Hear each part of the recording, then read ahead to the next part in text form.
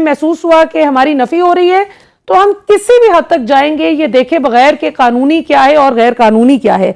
तो peoples party की इस पे क्या पोजीशन है? क्या पीपल्स पार्टी सपोर्ट करती है इंटीरियर मिनिस्टर के इस नैरेटिव को?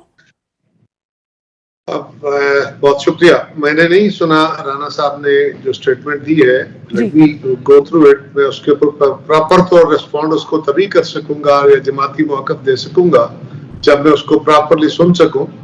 लेकिन एक बात मैं अमूमी तौर पे आपको अर्ज कर दूं, ये तो हम सियासी बयानिया के तौर पे बात करते रहते हैं। हमारा बयानिया बड़ा हम गैर मोहतात सी गुफ्तगू कर देते हैं बाज़ औक़ात तकरीरों में। मुझे नहीं पता उन्होंने ये बात कहाँ कही है। सर एक उर्दू पॉइंट को इंटरव्यू देते हुए कही है उन्होंने।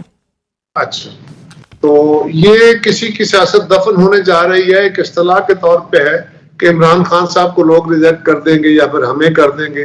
ये अगर इस तनाजुर में है तो ये एक और तनाजुर है, लेकिन हम इसके लिए किसी भी हद तक गैर कानूनी या कानूनी का बिल्कुल तकाजा नहीं करेंगे और किसी भी हद तक जाएंगे, ये नहीं हो सकता।